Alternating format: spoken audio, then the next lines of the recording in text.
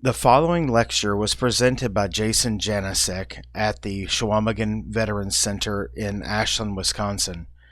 Jason is not only a combat veteran, he holds a master's degree from the American Military University.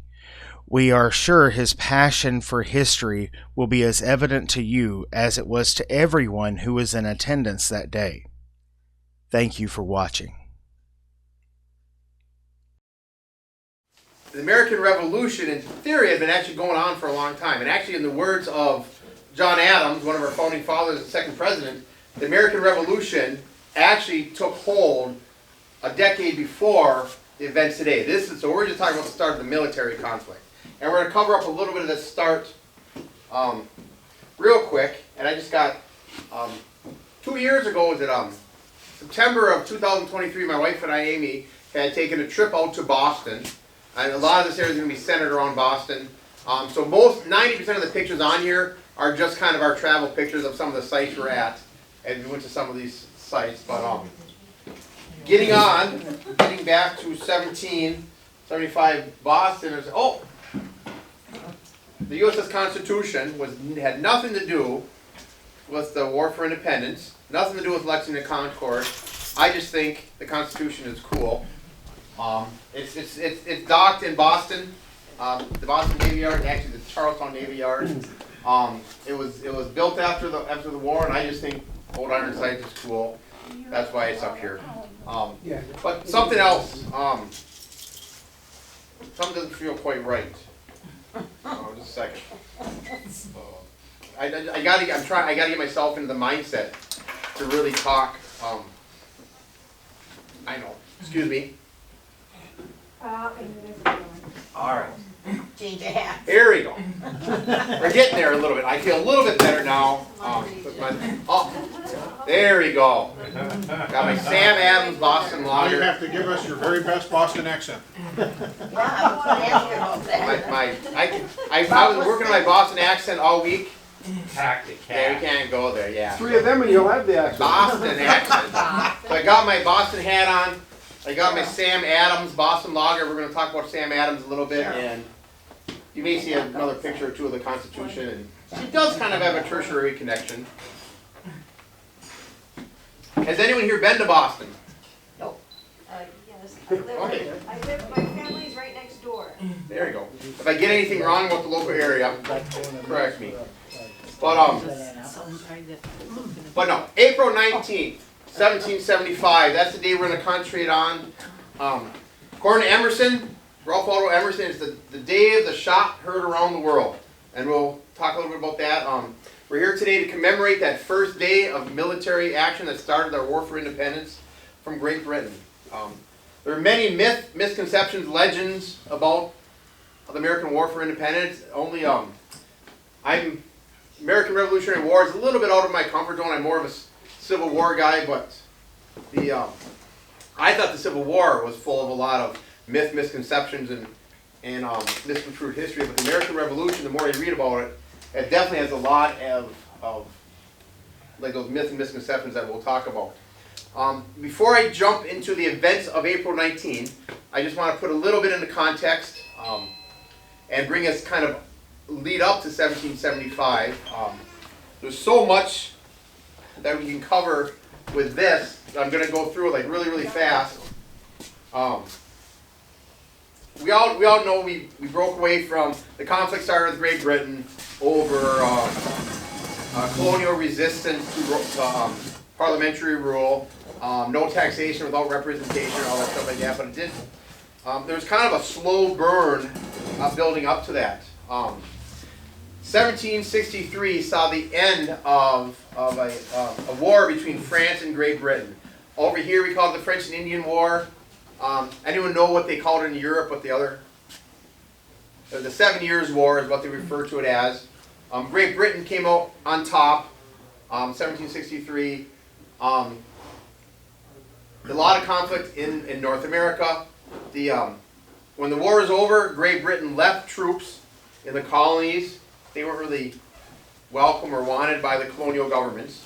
But Parliament also needed to recoup some revenue, and they thought, well, we did all this fighting in North America to secure the colonies. We have these troops stationed there. We're gonna start taxing the colonies. So they started passing all these revenue acts. And you got the Sugar Act, the Stamp Act of 1765 was the one that really seemed to push people off. And it wasn't so much the taxation that the colonists were getting upset about. It was the way it was coming about. It was Parliament in London's heavy-handed method of there was no direct representation in Great Britain from the colonies. They had their local governments, and they probably would have been fine if their representatives well, they wouldn't have. No one's fine with being taxed, but it probably would have gone over better if their own representatives were doing the taxing and then maybe giving the money to England. But the fact that Parliament was just dropping a lot of these revenue acts down, that's where we get the term "no taxation without representation."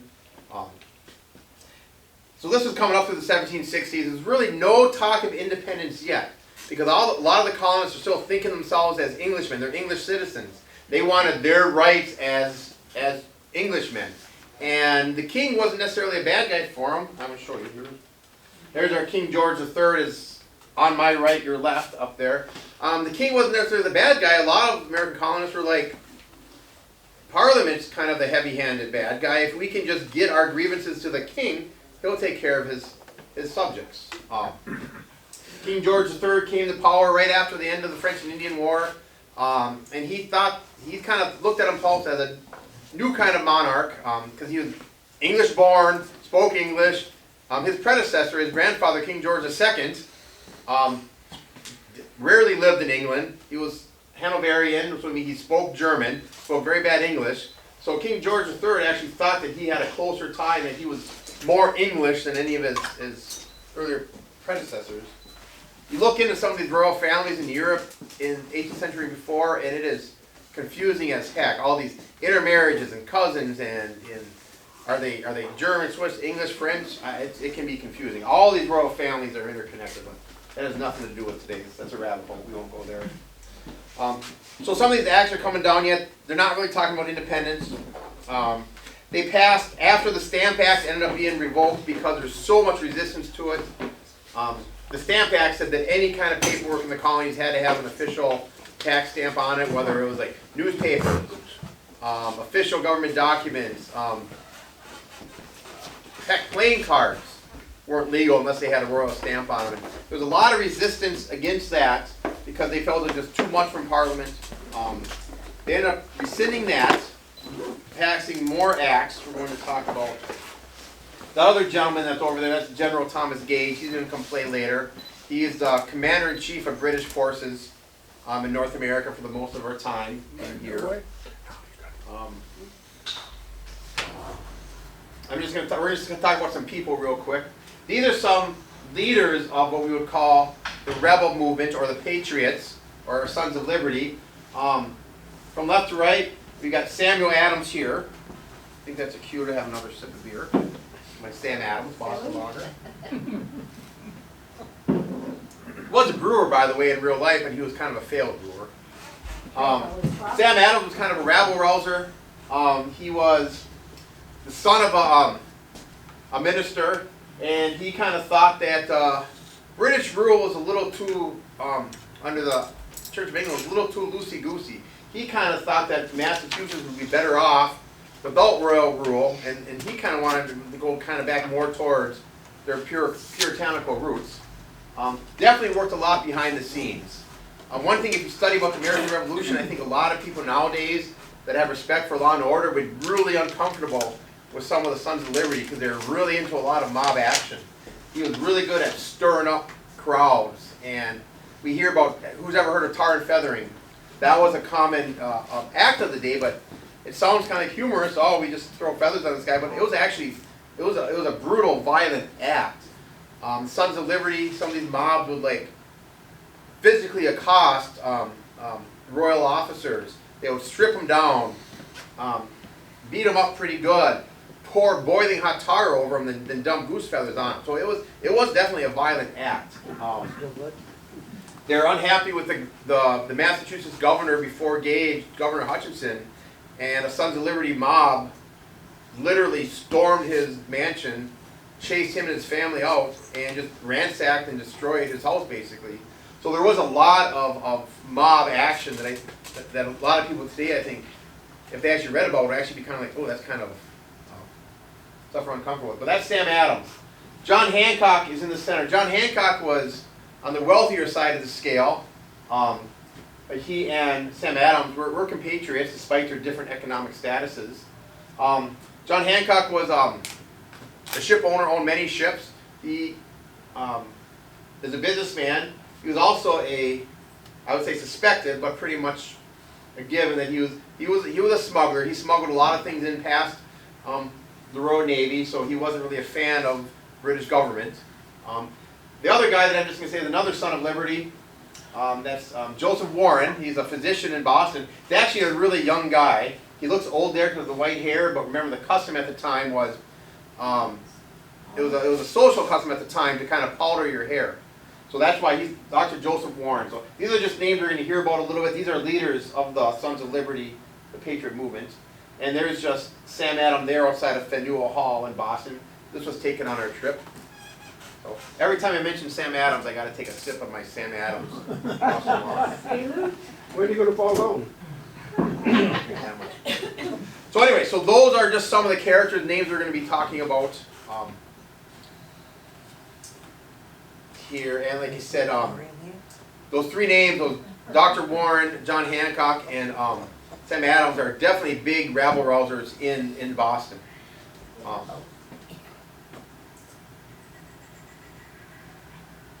We move on.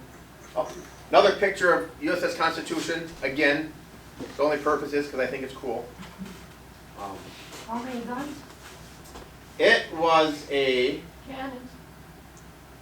I wanted to say it had 2 decks. I wanted to say it was a 36-gun frigate. Can you Google that for me, Walter? Usually have 2 different size cannons. It's evolution. Okay, what this graving is showing, this is actually an engraving done of the Boston Massacre that we're going to touch on real quick, March 1770. Paul Revere is another name that we probably heard of. He was he was an artisan. He was a silversmith, coppersmith. He worked in Boston. He did this engraving. Tensions are building up throughout the 60s. We got British troops pretty much garrisoning Boston. There's a lot of conflict between the citizens and the soldiers that are there. March 1770, and there's some rules that this was an event, that this was a mob-inspired event that was triggered by guys like Sam Adams, I don't even know, but basically we had a lone British sentry outside of the British State House. There's me standing outside of the British State House right here, the old State House. And this lone British sentry just standing on his post, when he started being accosted by a crowd that just kept getting more unruly, more unruly, more unruly, he ended up calling back to the barracks. A guy by the name of Captain Preston and a squad of British regulars came out to kind of push back the crowd. And essentially what happened is, it just got to the point where a couple British soldiers fired their muskets, and then there was a volley, and 5 people ended up being killed. That came to be known as the Boston Massacre. Obviously, this is right outside the State House. That little brick circle there, that is what's commemorated as the spot of the Boston Massacre in Boston right now. And this is actually in Boston Common. This is a monument to the 5 that were killed.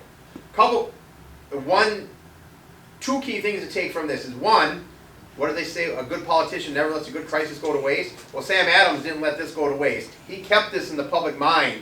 Every year on the anniversary, the next several years, he would keep this in the public mind. It obviously riled up the public. The local authorities, those British soldiers were actually arrested and put on trial in Boston by trial of local Bostonians. Who knows from their history who their defense attorney was? Any guess? Sam Adams' cousin, our Sons of Liberty leader, John Adams. He ended up being our 2nd U.S. president, and he was a leader in the Patriot movement. But he was also a lawyer, and by his principles, he's like, every defendant deserves a competent defense. So even though his sympathies were with the crowd, he provided a very vigorous defense to those soldiers, and he actually got, Captain Preston and his squad, he got acquitted. 2 soldiers got convicted of manslaughter. Laws of the time, they were set to be executed, but by a few technicalities they weren't. They weren't executed, but even though public sentiment was so against those British soldiers and that they were wrong, John Adams' vigorous defense and his stand on principle went over really well with the populace because he got elected to the legislature as the Boston rep and the next time. So people recognized what he did. He stayed a key leader throughout these years we're talking about. Well, like I said, Sam Adams doesn't let Sam Adams in the background keep agitating with things like this. We come to 1773 now. Where we're at right now, this is again our little tour of Boston. This is what's called the Old South Meeting House. It's a Congregationalist church in Boston, south side of Boston, Old South Meeting House. And the inside is an example of this church. You notice that they got these box pews that aren't really common today, but I guess in Congregationalist churches, especially out east, they have these box pews for a lot of reasons. I could probably talk for a while on architecture of the church, but we won't want to be here forever. But church, but it actually became like a town meeting hall. That's what they called the Old South Meeting Hall. December 1773, there was a meeting here to talk about some ships that were in the harbor. One of the acts that had been passed, one of these revenue acts passed by Parliament, was a tea act. And what it basically was, the East India Trading Company was not doing very good financially. The British government wanted to help them up. So it basically passed a law that they could sell tea from China at a reduced price, very modest tax, but they're the only ones that could sell tea in the colonies, and they couldn't go to any, none of the merchants could buy from them, they could sell it directly. So long story short, this is just another thing, another straw in that big pile. Colonists weren't happy, and this was like a big deal back then. I mean, the colonists were not allowing the tea to be unloaded, and the British government was not, Governor Hutchinson was not allowing the ships to leave. So you have these ship captains in the harbor like, what the heck do we do? So there's a meeting here about what to do about this, the latest act from Parliament, and shoving this, basically this monopoly to this company that kind of down their throats. Thousands of people were either inside and outside of here. A lot of people were giving speeches. Sam Adams gave the speech, and the next thing you knew, hundreds of people are going down to the waterfront, and we have several individuals dressed as Indians just board the ships and they dump the tea in the harbor. The Boston Tea Party. 244 crates of tea, I guess, were dumped in the harbor. This was followed 2 months later by a second Boston Tea Party where they emptied out another ship like that. Did not go over well with the royal government. Takes about 6 weeks for words to get over to London and 6 weeks to come back in good weather. So in good weather, you got 12 weeks before Parliament's response can come back. The Patriot leadership knew that London was not going to just let this go. So what we got as a result from that, so probably about March of '74, Parliament had passed what they called the Coercive Acts, which were to coerce the colonies to kind of get in line, these rebellious colonies. Some of the things in the Coercive Act, one thing it did was it closed the port of Boston to all commerce, which basically shut Boston down as a port city. And it basically stifled the business there. It didn't hurt the other ports. So some of the other ports were like, that's good for us, but instead of, but one thing that the Coercive Acts did was kind of unify the colonies a little bit, which was not Parliament's intention. Another thing they did, we talked about the Boston Massacre and the fact that those soldiers were tried in Boston with a Boston jury. Not anymore. Parliament said, you know what? It doesn't have to be a trial by local peers. It can be a trial by where we say it's going to happen. So they basically changed the law that said government officials could be tried in Britain. That did not go over well because trial by a jury of your peers in the district where the crime happened was a fundamental right of English citizens. So this is another right of English citizens that the colonists said that Parliament was taking away. But the worst thing they did, as far as the Sons of Liberty and the colonies are concerned, was they restructured the Massachusetts government by basically just getting rid of representative government. Town meetings were outlawed. The representative colonial assembly was dismantled, and it became an appointed council by the governor.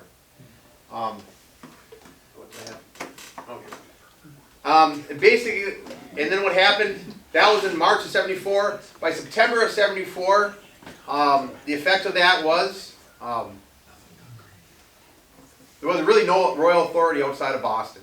There was a popular uprising, and if one thing that General Gage, because by now General Gage is the royal governor. He's commander-in-chief of military forces, and he's also the royal governor. The one thing he found out about this was when he saw the popular uprising everywhere outside of Boston was, it's not just a few select leaders in Boston. It is pretty much the entire countryside outside of Boston was unhappy. For example, September 1774, so instead of having elected officials, you have these royal governor appointed officials taking their seats in county courthouse offices and stuff like that. The town of Worcester, I'll use an example. Thousands of militia members, not all of them armed, showed up on the day the government courts were supposed to open and pretty much kept them from opening. They said, no, that's not going to happen. So you just imagine it, you're a royal appointed officer and you're assigned to the courthouse in Worcester, Massachusetts, and you got 1,000 people with their pitchforks and pikes and muskets saying that you're not going to open your office and you're going to resign your royal commission and go back to Boston. And well, most of them, that's what they did. So essentially what they did, the citizens of Massachusetts shut down the royal government.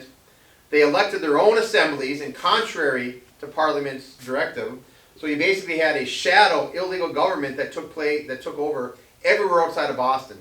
One thing that General Gage found out is the only place that he had the authority of the king was where he had a soldier with him. And that was pretty much just in Boston. A couple other things that kind of demonstrated to General Gage were a few encounters he's had with the militia. Also in September, there was this thing that we called a powder alarm, where he went and seized a bunch of militia powder and munitions in Charlestown, right across from Boston. Well, he's the royal governor. Technically, that belongs to him because he controls the militia. Well, the militia didn't think so. The word went out, rumor mill, that said the British, and it ended up being that the British were bombarding Boston. Within days, thousands of militia were on Charlestown ready to confront the British. And General Gage was like, he didn't expect that. Fort William and Mary in December. It's a little British outpost. You got 6 soldiers and a sergeant just basically watching a warehouse with a bunch of munitions. It was assaulted by about a couple hundred militia members who basically stole the government munitions for their own use. So those are just a couple encounters between the colonists and the royal authority. One key one is Salem, Massachusetts. That's where the King's government had directed General Gage to have the capital of Massachusetts, but he could not, it was not tenable. He just could not, he tried it there and he ended up driven back to Boston. But he sent a detail, a British Army column there to seize some munitions there that the militia had stockpiled. Well, there's a drawbridge outside of Salem. The militia drew up the drawbridge and refused to drop it. The colonel in charge, I forget his name, excuse me. The colonel in charge, they ended up having a parley and they came to an agreement. The British colonel knew that the gig was up, that those cannons and munitions were going to be moved. He ended up coming up with an agreement where you lower the drawbridge, I'll obey my orders, I'll walk across, I march to Salem, and I'm going to turn around and go back to Boston. He did that. There was no shots fired, so another example of a confrontation between militia and the British Army, but restrained. No shots were fired. And we're going to move on so we can get out of here. This is just a couple of things. I talked about Paul Revere earlier, how he comes into play really quick here. This is Paul Revere's house in Boston. It still stands. And that's Paul Revere's statue down from the Old North Church. Right there. So But he comes into play pretty quick here. Spring of 1775, early April 1775, General Gage gets orders from London. The orders are to arrest the key leaders of the rebel movement, i.e., namely Sam Adams, John Hancock.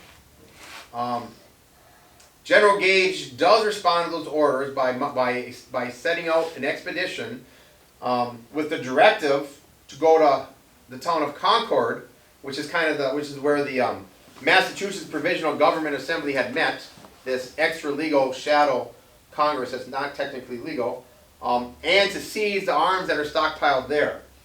He does not include in his orders arresting the rebel leaders. He kind of ignores that because I think he realizes that it's not just these key leaders, like I said before, it is the entire countryside, and if he arrests John Hancock and Sam Adams, he's just going to have 5 more rebel leaders. I guess better to deal with the devils he knows. But he developed this plan in April of 1775 to go to Concord, and it's Concord, I guess, right? Not Concord? You're from out there? I don't know.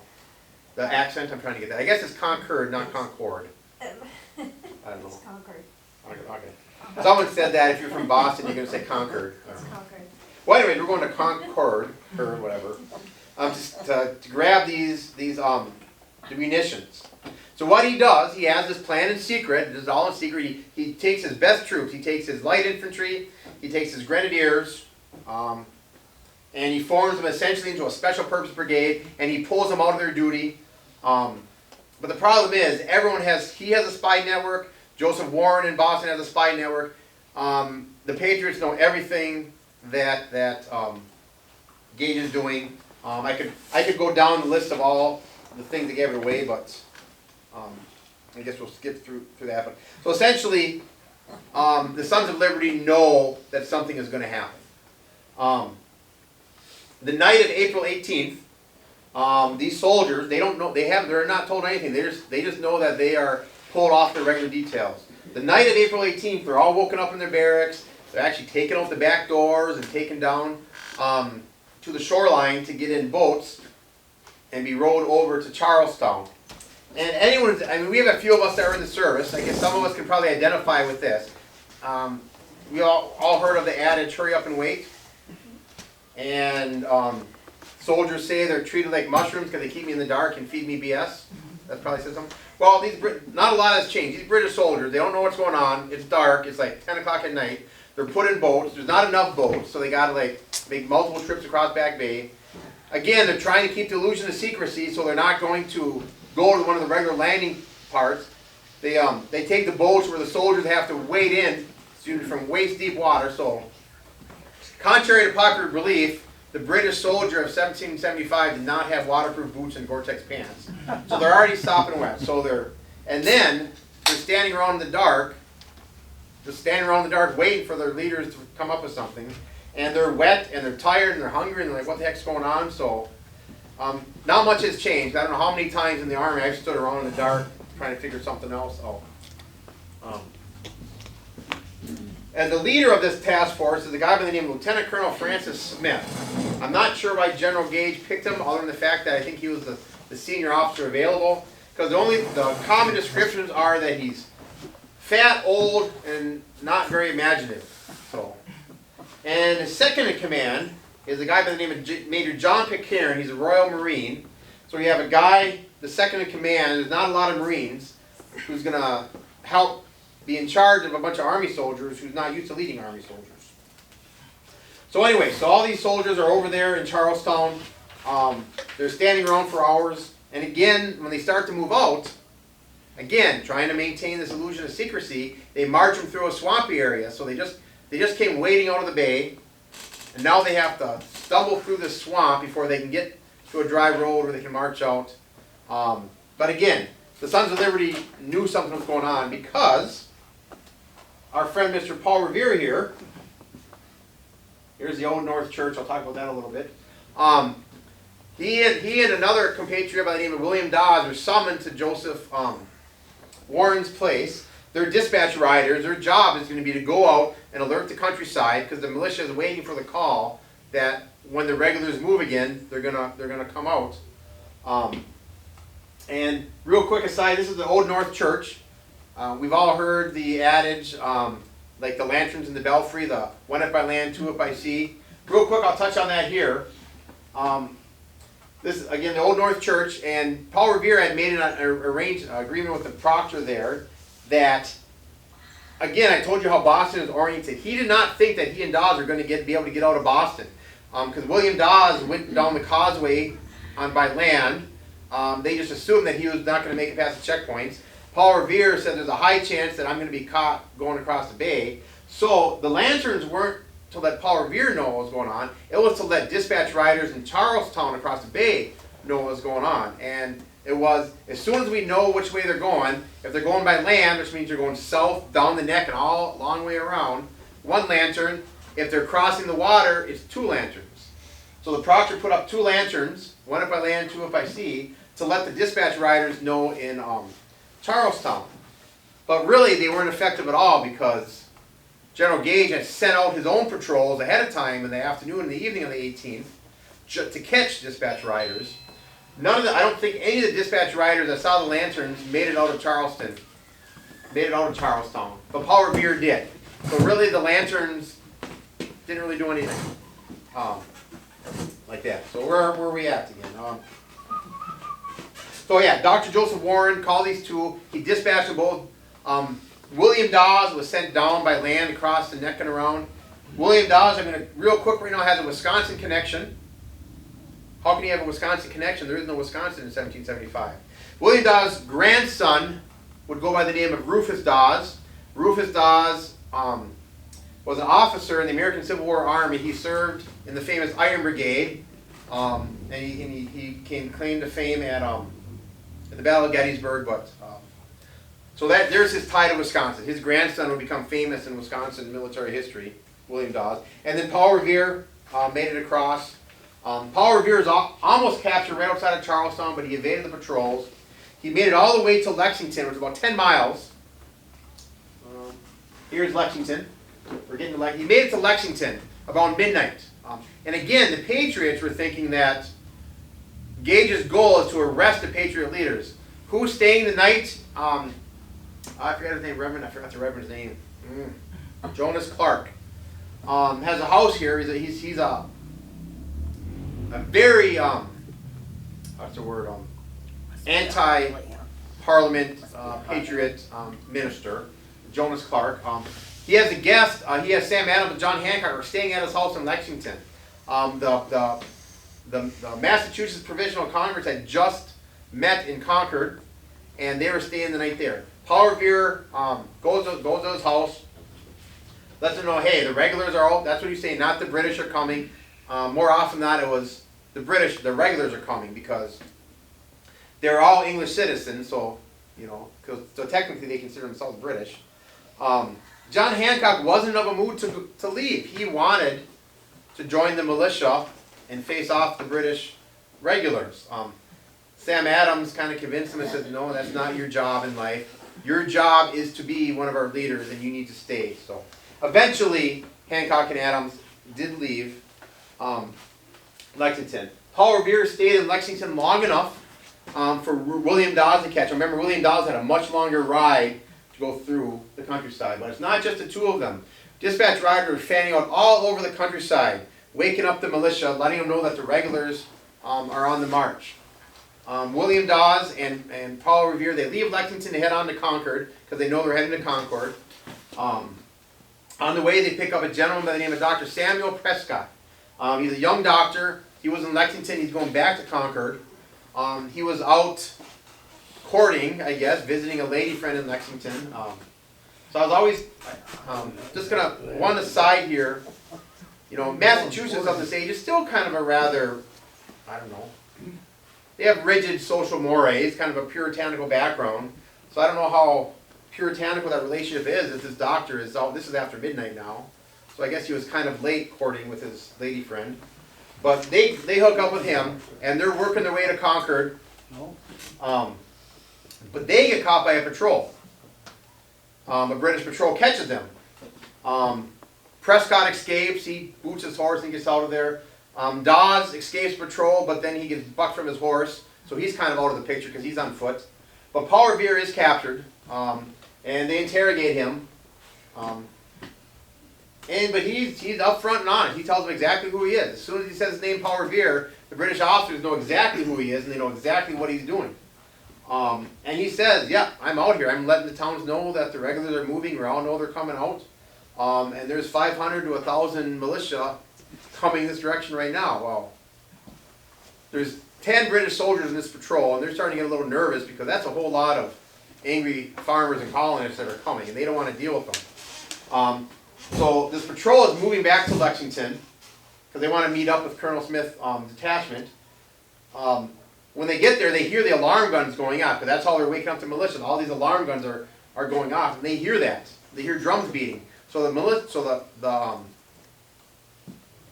the British officers get nervous. They let Revere and the few citizens they have go, and then they take off around Lexington to try to find Colonel Smith's detachment. And then Revere moves back into Lexington, and he ends up leaving town right before the British get there. But what happened in Lexington when they got the word? The Lexington militia came out. This is Lexington Green, the famous Lexington Green, right there, a little built up. It's not a very big area. The militia commander in Lexington is a guy by the name of Captain John Parker. A lot of common history identify him as a French and Indian War veteran. Some even identify him as a member of Rogers Rangers. I just listened to a podcast this week, a guy who did a lot of primary research. And as far as I can understand, there's been no primary source documentation that actually identifies him as a French and Indian War veteran. And the first time that was mentioned when one of his descendants said that about 100 years later. So I don't know for sure. He definitely wasn't with Rogers Rangers. I'm comfortable with that. I don't know how much of a veteran he was for the French and Indian War, but I do know that John Parker was a highly respected citizen, and he was the leader of their militia. The militia came out when they were called. They didn't really know what was going on. He kind of dispersed them and said, well, we'll figure out what's going on. But he had his drummer boy. He said, when you hear the drum roll, you need to come back out. He sent some riders out. Said, yep, the British are coming. The regulars are coming. They came back. They beat the drum roll. Buckman Tavern, this is where a lot of the militiamen went to wait for the call. This is still standing in Lexington today. These are all pictures that we took when we were out there. This is just before 5 a.m. He got word that the regulars are just down the road. Captain John Parker reassembles his militia on the Lexington Green. Some counts say there was like one row of 36 militia. I think most modern scholarship has it around 70 to 80 in 2 rows. So we'll go with around 75 to 80 militia in 2 rows that are on the green. The British soldiers come around, and there's about a detachment of about 200 to 300 light infantry that are in the lead, with that Marine Major Pitcairn in charge of them. They come around the corner, and all of a sudden they see the town militia lined up on the green. Right away, Major Pitcairn is like, they're not blocking the road. I mean, they could literally just keep on walking. But no, Major Pitcairn is not going to let this affront to royal authority stand. He has his light infantry go up there. He calls them into formation. What they do when they move into formation is they verbalize. You know what I mean? So there's a lot of loud huzzahing, they call it, as they're moving up. And it's aggressive. And it's meant to be that way. So they're moving up there with their brown bess muskets and their bayonets, and they're huzzahing really loud, and these militiamen are probably like, okay. Because in front of them is what is considered the most disciplined, strongest military in the world in front of them right now. And I can only imagine what's going through their mind when they hear those rear ranks huzzahing as loud as they are and then running up on line. And remember, a little comment on the British soldier. The British enlisted soldier is not the cream of crop of society. I think Lord Wellington later in the early 19th century actually called them the scum of the earth. So they're kind of the lower dregs of society, ill-educated, and when you're in the British Army, you're in the British Army for life. There are no terms of enlistment.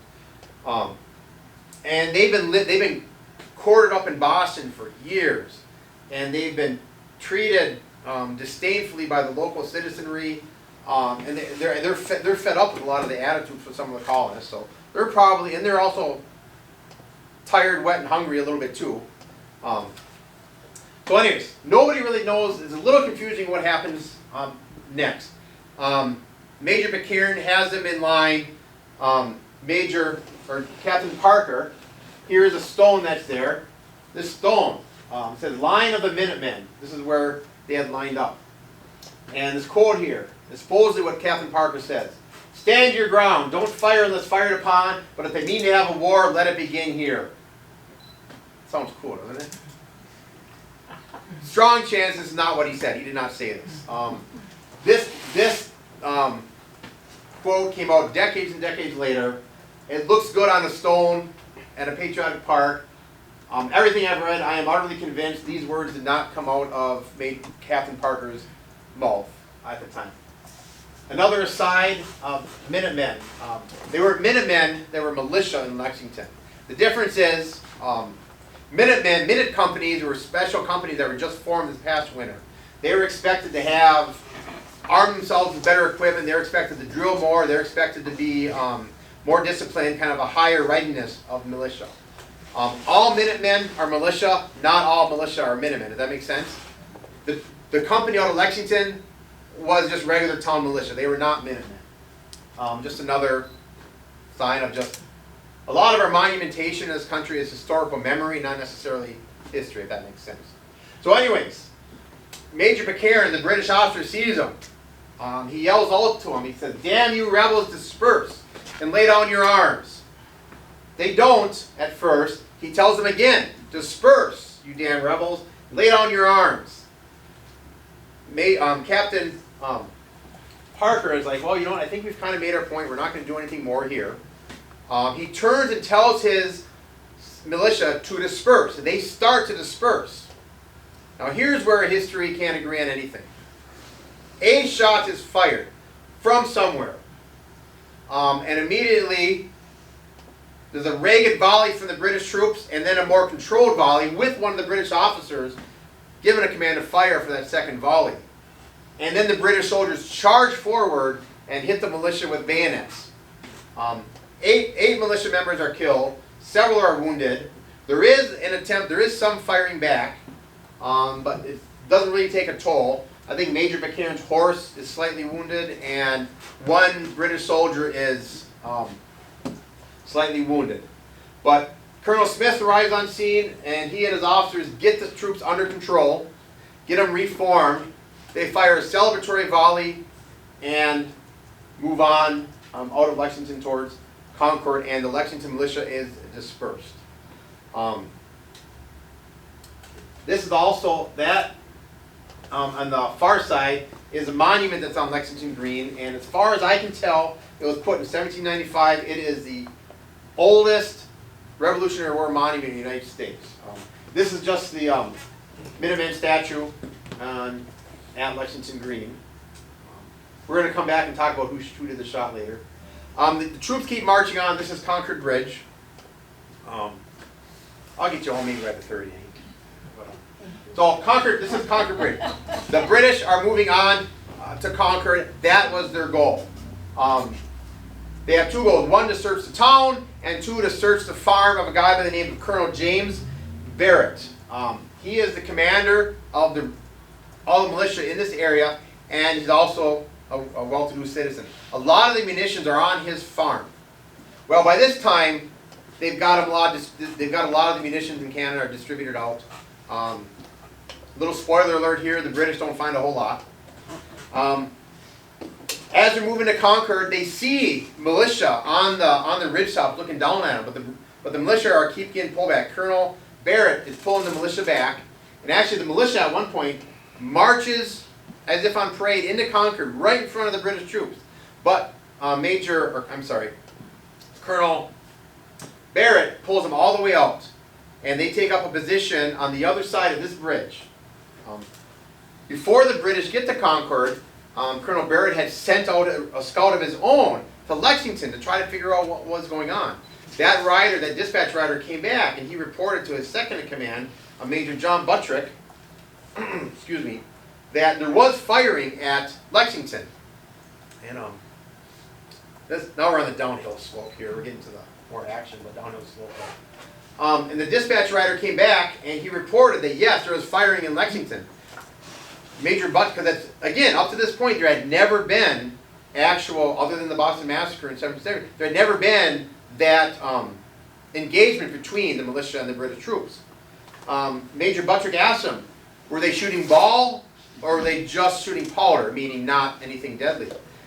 The scout, he said, couldn't answer that, so they still didn't know because they're under express instructions, do not fire unless fired upon, because the rebel leadership needed the British to be the aggressors.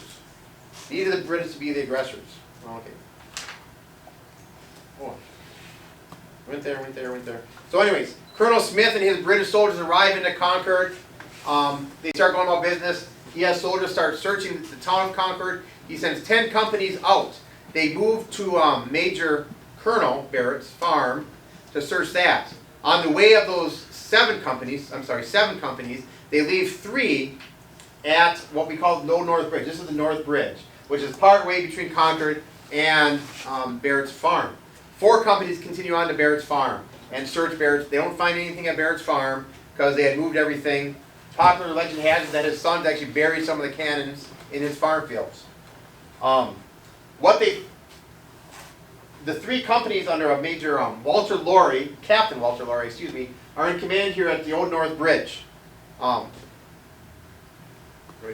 They see the 4 companies have moved on, and they see the mustering of the militia on a hillside, maybe a quarter-mile down, observing them. There's like 450 militia and minute companies gathered here, and they mean business. And so the troops at the North Bridge are a little bit nervous, and they're kind of like a stare down from high up on the hill to these soldiers, these 3 companies that are down guarding the bridge. What's going on down in Concord is the soldiers are searching the village. They're actually behaving. They're not finding much. They're finding some trunnions, with cannons go on, but no cannons. They bring them into the town square. They find a whole buttload of wooden spoons. I guess those are military stores because soldiers have to eat. They throw those on the pile. They burn those. So smoke is coming up from the village. There is a building that's caught on fire, but it's not deliberate. And the British soldiers actually help the citizens put out the fire in the building. But down the road, on top of this hill, these 400 militia members, what do they see? They see smoke coming from Concord, and a lot of them live in Concord. One of Colonel Barrett's adjutants comes up to him and asks him, as Lieutenant John Hosmer, I think it was, came up to Colonel Barrett and said, "Are you going to let them burn the town?" Well, the answer is no, we're not gonna. They were determined they were not going to let the British burn the town. They thought that they were burning the town down. They advanced down the hill. 400 American militia advanced down the hill towards the Old North Bridge. I think am I the only National Guard veteran here?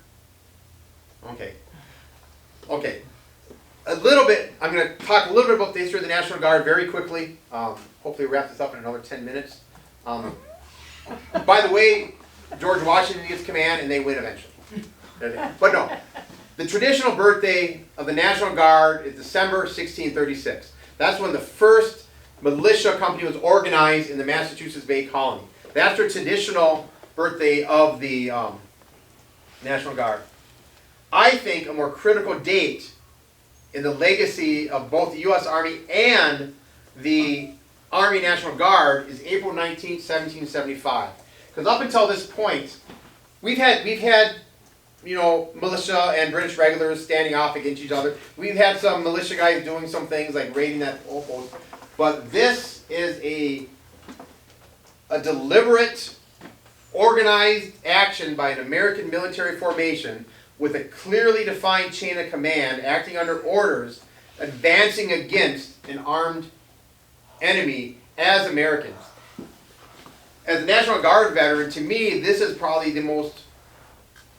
this is a more important date than 1636, so that makes sense? And it is considered probably the first independent action by what would become the United States Army. I don't know. When I visited here, it's kind of hard to explain, but when you're there and you're on top of that hill looking down, and you're thinking about what those militia members were doing because it's like well, it's like, you know, the Roman Caesar crossing the Rubicon. You know what I mean? It's a bridge that you're not gonna be able to come back across. One of the guys that was here, they have militia from all over the place. They have a minute company from Acton, Massachusetts. Their captain is called Isaac Davis. He has probably the best drilled, best reputation Minuteman company in this region. He left home, when he left home this morning to answer the call, he left a 27-year-old wife and 7 children. 2 of them that he put to bed the night before that he thought had a fatal illness. So that's, I'm thinking of what that's weighing on his mind, because I think he'd rather be at home, because he has 2 kids that developed a rash that has been fatal to other families. So that's kind of on his mind. But he was a local gunsmith, and so he had probably trained his company the most. He had, as a gunsmith, he had outfitted them, so they were actually the best outfitted Minuteman company of what was there. So the Acton Minute Company is involved in the 400 that were going down the hill. Captain Laurie had pulled all his troops to the far side of the bridge. He put them in what's called a street fighting formation, which is, tactically speaking, it allows him to have a lot of rapid fire, because he has a small front, but they fire, peel back, and the next row fires, they keep peeling back, if you can kind of envision that. But, again, these are soldiers that are picked from all different units and put together. They're not used to working together. He's got officers that are not used to working together, So it's a complicated maneuver to get them into that is clumsily happening just because of their unfamiliarity with each other. While Captain Laurie is giving commands, one of his soldiers fires. I think they're getting a little nervous and skittish. He fires. Another soldier fires, and then there's a Reagan volley. Most of the shots miss. The rounds are actually hitting the water. Rounds are hitting the ground. Major Buttrick has his answer. He definitely knows that they're firing ball. He definitely knows they're firing ball because one of that volley, the first person hit is Captain Davis. He takes a round right through the heart, and he dies. So 2 people die in that first volley. The militia keep advancing down. Major Buttrick, as soon as he sees Captain Davis falls, takes immediate command, and he says, he yells out his famous command, "For God's sakes, fellow soldiers, fire!" They fire a volley. They're actually in a better front, and their volley is a lot more effective. That first volley from the Colonials takes out 4 officers go down, 3 enlisted soldiers are instantly killed, and a bunch more are wounded. So those 4 officers down is a big hit. Now a lot of their leadership is down and out of the fight. These British troops at the bridge actually panic and leave. They're moving back to Concord. So this American militia, this mob of farmers, just chased off the scene the most vaunted military in the world.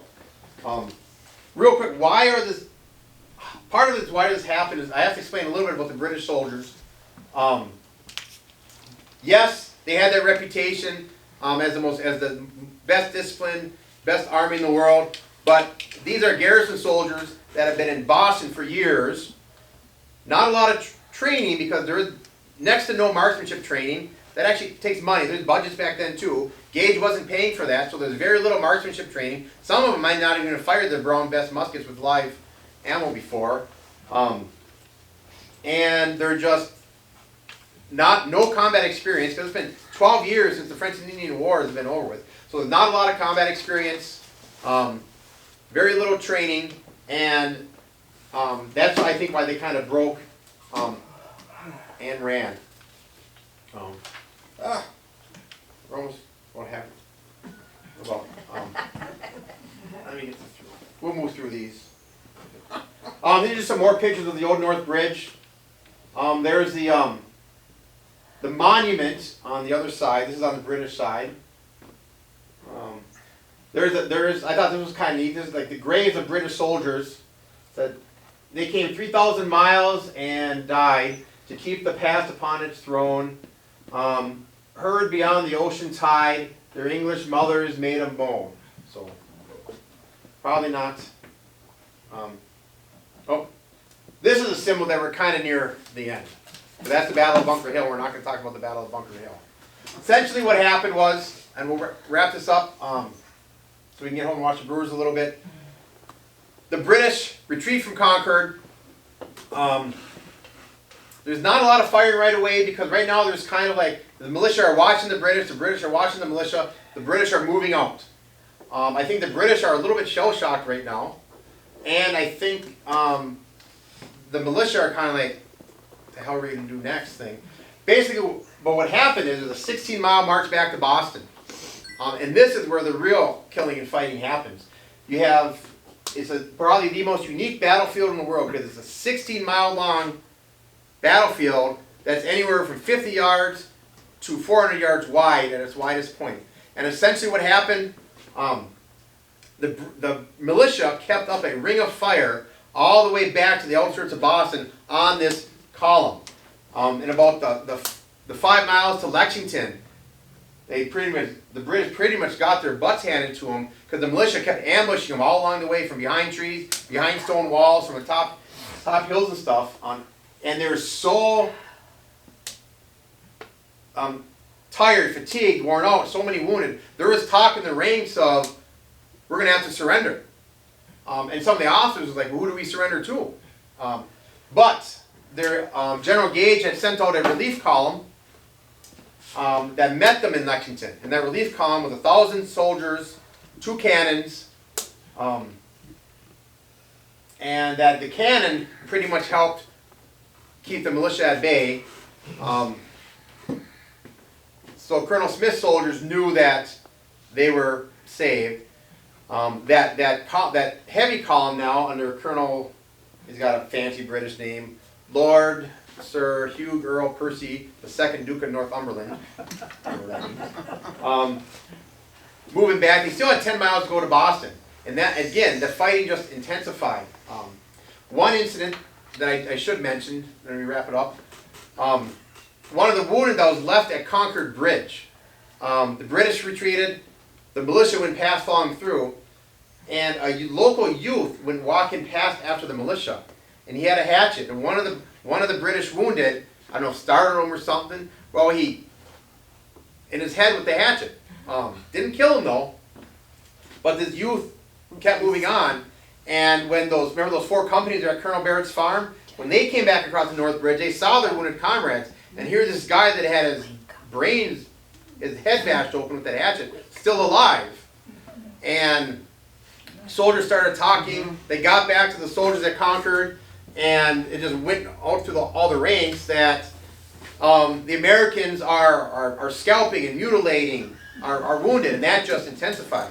So by the time you're getting closer to Boston, you get into some more built-up areas. The militia are getting closer. There's houses and stuff.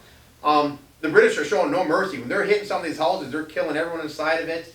They're not taking any quarter. They're not taking American prisoners when they do round them up there, because the word of mouth of these atrocities, plural, even though just one, that spread through the ranks. I think all of us in their service know how fast rumors can spread and how fast they can grow. They said, these guys are cutting off ears and lopping off heads and scalping our wounded and leaving them to die. So there was given no quarter. So there was a lot of brutal close quarters combat in some of the more built up areas when they were getting close. But they did make it back to Boston. I guess like I said, I have a whole lot more to say about that second half, but we've already been an hour, so I'll close it up. Essentially what happened, the British moved back into Boston. They're pretty much stuck there. The militia, they don't leave. They end up taking positions. And 2 months later, the British try to break the encirclement of Boston. That's where we have the Battle of Bunker Hill, which this is, which the British won. It was a tactical victory, but as Nathaniel Greene said, the casualties were so high that he said, if only we could sell the British another hill at the same price. Bunker Hill was a tactical victory, but is not a well-received victory. It was a little bit more about Boston real quick. If you go to Boston, you gotta go to Fenway Park if you're a baseball fan. When we were in Boston, the Yankees ended up being there. And if you're any kind of fan of baseball, if you're in Boston and the Yankees come to town, I think it's almost a given that you're going to the ballpark. Food's always important. we went to a couple places. I just want to give a little shout out to where we went. This place here is in Charleston. It's called Warren Tavern. It was built in 1780. The British had actually burned Charleston before the Battle of Bunker Hill, burned it down. But that Dr. Warren I talked about, well, he dies at Bunker Hill, and this tavern that was built a decade later is named after him. And it's still an operational tavern. We went there. And it's kind of a neat little place, I would say. And that's right in Charlestown. And then we also went to the Union Oyster House, which is in Boston. Anyone ever, you were there when you were in Boston, any of those? I'm not an oyster fan, but it's a famous oyster restaurant. The restaurant has been in business since the 1820s. The actual building's been there since the early 18th century. I didn't have oysters, I had French onion soup, but just interesting places to go if you're in Boston. Boston is a great city. And another picture of the Constitution. I'm going to tie the Constitution real quick, because the Constitution was authorized to be built during Washington's presidency in the late 1790s, very active in the War of 1812, against the Barbary Pirates and stuff like this. But they sheathed, the bottom of the hull is sheathed in copper. The copper came from a foundry in Boston, which was owned by Paul Revere. So I guess there is kind of a tertiary connection to that, and that's just me and Amy outside that's just down from the old north bridge. So I'm sorry I cut it a little short. I kind of cut it off at the end a little bit, but I hope I kind of hit some of the highlights. Does anyone have any questions? Yeah, where did you guys stay? I don't have a picture of that. We actually stayed in Boston Harbor on a boat. It was just like, it was an Airbnb type of thing. It was just a houseboat in the harbor You guys found an Airbnb?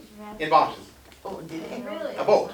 It was an Airbnb houseboat? Yes. Well, I think it was technically verbal. It was one of those. Yeah, it was an Airbnb. Interesting. It was just the two of you? Yes, Oh, interesting. yes. And it was the weird thing is because you're on the boat in the harbor. Like one day we were walking around, we were on dry land. It was actually we were in Concord in a restaurant eating, and I'm standing there and I'm like, my body is like feels like it's moving like this. I don't know. You've had a lot of time on a boat. But yeah, I was like, when I'm on the boat, I don't really feel it. But I'm on dry land, it's like, whoa, what's going on here? What time of year was it? So September. September. Okay. Well, yeah, like I said, I had I tried to fit so much in. There's so much to talk about. This could have taken like 3 hours. It took an hour. I just kind of wanted to hit the highlights a little bit. It is, if you have any interest in American history at all, Boston is one of those meccas that you have to get to. There's so much to see in Boston. I remember when I told a few people I was going to Boston, I was so excited to get to Boston. There's so many things I wanted to see there. You know what most people asked me about before we went? Boston beans. No. Did you go to Cheers? That never entered my mind. It's there. We went there. We went in there, looked at it, and left because it was. Yeah, it was there. I had more fun. Obviously, going to the Union Oyster House. That was just. I mean, there's just so much. You can almost like breathe the history when you're in that place. No, there's a lot to do. There's so much, and then when you just standing at some of these iconic places, like I don't have the pictures here, but they had the old granary burial ground where you've got right in the middle of the between these big buildings. They got all these 18th century graves and stuff. I mean, you have Paul Revere's grave, and John Hancock's got a big one because he had money and stuff like that. It was just Boston is just a place to go. So I hope you enjoyed the little bit of sharing our trip to Boston.